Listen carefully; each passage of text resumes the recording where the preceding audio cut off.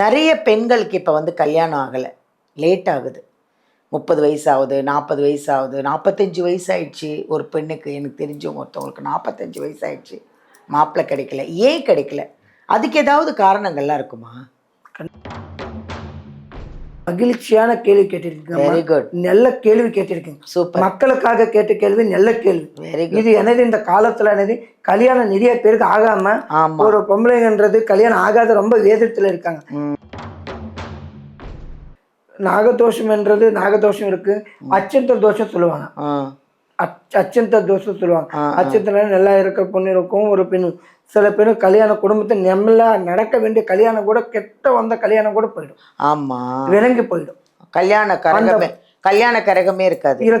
அந்த பொண்ணுக்கு அந்த ஆசைகளை வராத மாதிரி நடக்கும். அதோட தோஷங்கள் ஒரு வீட்டுக்கு தூரமா இருப்பாங்க, வீட்டுக்கு தூரமா இருக்கிற துணி போடுவாங்க. ஓ ஆமா ஆமா, கரெக்ட். வீட்டுக்கு தூரமா இருக்கிற வீட்டுக்கு தூரமான துணியை பத்திரமா போடுங்க, அது கூட ஒரு தோஷம்னு சொல்றாரு ஐயா. அதெல்லாம் ஜாக்கிரதையா பார்த்து நடந்துக்கோங்க.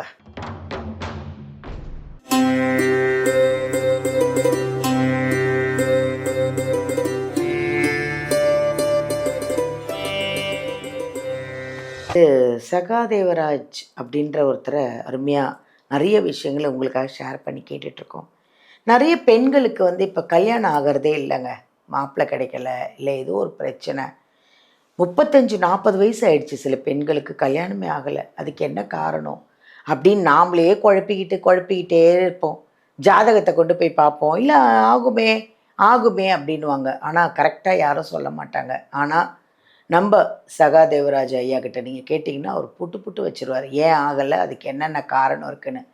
இப்போ அதுக்காக என்னென்ன காரணங்கள்லாம் இருந்தால் இந்த கல்யாணம் ஆகலை அப்படின்னு நம்ம கேட்போம். அவரை வாங்க பார்ப்போம். வணக்கம் ஐயா. வணக்கம்மா. நிறைய பெண்களுக்கு இப்போ வந்து கல்யாணம் ஆகலை, லேட் ஆகுது.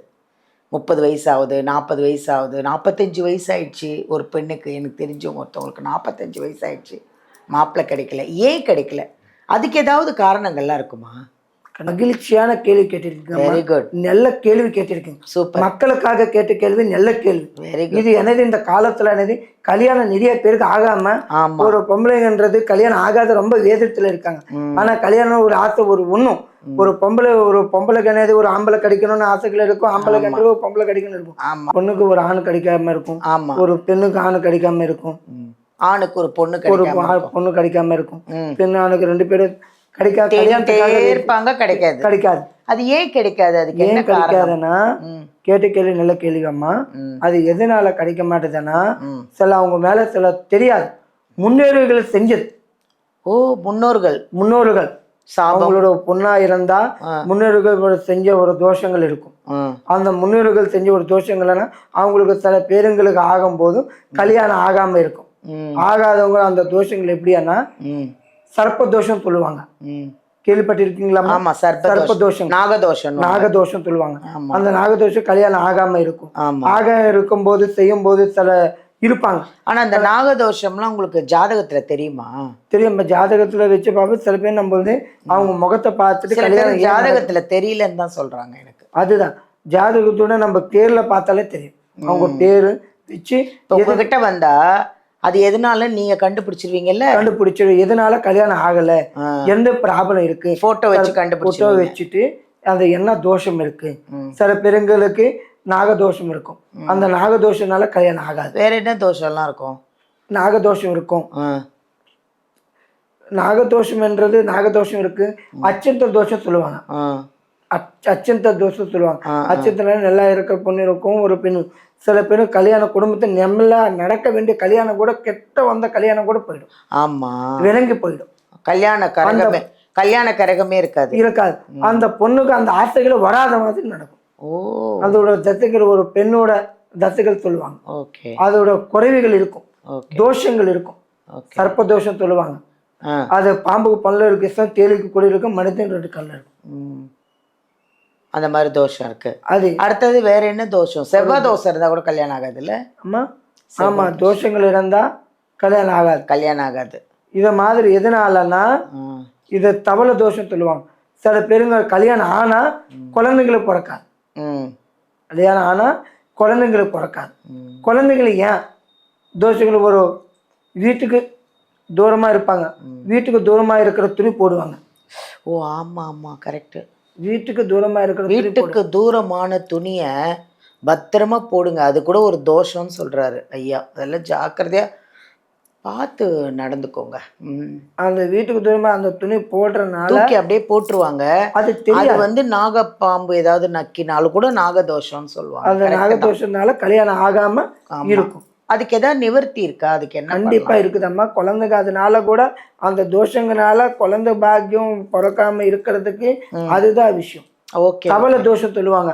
வீட்டுக்கு தூரமா இருக்கும் தவளை துணி எல்லாம் கல்லு வச்சுக்கிட்டு துவைப்பாங்க. அதோட தண்ணி అనేది அந்த கெட்ட தண்ணி தானே, இப்போ ரத்தத்துல இருந்து வர்றது எல்லாமே அந்த கெட்ட தண்ணி அந்த தவளை குடிக்கும். அந்த தவளை வயிற்றுல இருந்து முட்டைகள் இருக்கும், குறைய வழியும் வரைச்சு என் வயிற்றுல எப்படி வரைஞ்சிச்சோ உன் வயிற்றுல அப்படியே கரைஞ்ச தண்ணியா சொல்லும் அது சொல்லி. அது சில பேருங்களுக்கு கல்யாணம் ஆகாம ஏன்னா இந்த தோஷங்கள் எப்படி இருக்கும்னா சர்ப்ப தோஷம் பாம்பு தோஷம் 2 பேரும் சேர்ந்து இருக்கும். சேர்ந்து இருக்கும்போதும் அதோட முகத்தை நம்ம பார்க்குறோம். வெளியே பந்து இருந்து விளையாடுவாங்க போவாங்க, புத்தலை இருக்கும், அந்த புத்தலை அப்படி பார்க்கறது எடுத்துருவாங்க. அது 2 பேர் நான் எப்படி பிரியாம கெட்டு வந்து நான் சந்தோஷம் இருக்கிறேன் இன்னும் எப்படி பிரிச்சுட்டியோ உன் லைஃப் கூட அப்படிதான். கல்யாணம் ஆக வேண்டிய விஷயத்துல கூட ஆகாம நான் ஜாக்கிரதையா இருக்கணும். நாகதோஷம் ரொம்ப பொல்லாததுங்க, ஜாக்கிரதையா இருங்க. ஏதாவது விளையாடும் போது புத்து மேலே படுறதோ, அதான் சொல்றாரு, புத்து மேலே போய் அங்கங்கே விளையாடி ஏதாவது போடுறது, எதையாவது தூக்கி இந்த மென்சஸ் ஆனதை இந்த வீட்டுக்கு தூரமானதை வந்து நல்லா சுற்றி ஒரு 2-3 கவர் போட்டு நல்லா முடிச்சு போட்டு தூக்கி போடுங்க. அந்த மாதிரி அப்படியே போட்டுறாதீங்க. அதெல்லாம் ஏதாவது பாம்போ தவளையோ ஏதாவது நக்குனா இதெல்லாம் தோஷம். அப்புறம் ஏன் கல்யாணம் ஆகலை அப்படின்னு கேட்டிங்கன்னா இதெல்லாம் தான் காரணம். இதுக்கு நிவர்த்தி இருக்கு என்கிட்ட அப்படின்னு சொல்கிறாரு. சொல்லுங்கள். கண்டிப்பாம்மா. இதுக்கு என்ன பண்ணுவீங்க நீங்கள் சரியாக? இதுக்கு அநேதி சில பூஜைகள் இருக்கும். ஓ பூஜை பண்ணிடுவீங்க.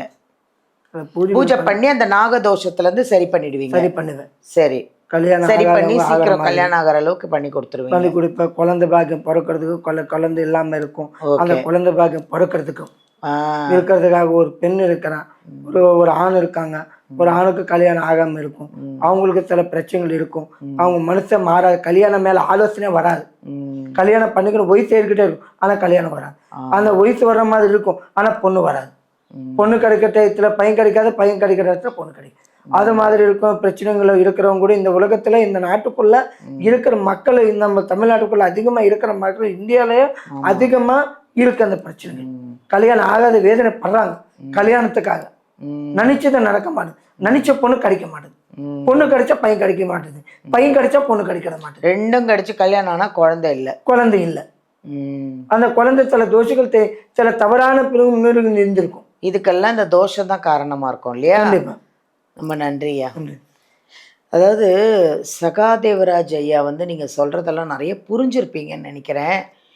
கல்யாணம் ஆகலைங்க, எனக்கு 40 வயசு ஆயிடுச்சு, பொண்ணு கிடைக்கல, இல்லை பொண்ணுக்கு வந்து மாப்பிள்ளை கிடைக்கல, இல்லை எல்லாமே கிடைச்சி கல்யாணம் ஆனால் குழந்தை இல்லை, இதெல்லாம் வந்து முன்னோர்களோட சாபம், இல்லை இந்த நாகதோஷம். அதுதான் சொல்கிறது, தீட்டு துணியெல்லாம் பத்திரமா தூக்கி அந்த காலத்துலலாம் உள்ள பூமியில் போட்டு புதைப்பாங்க. எங்கள் மாமியார் காலத்துலலாம் சொல்லுவாங்க அப்படி போடக்கூடாதான், மண்ணு தோண்டி அது உள்ளே போட்டு புதைப்பாங்க.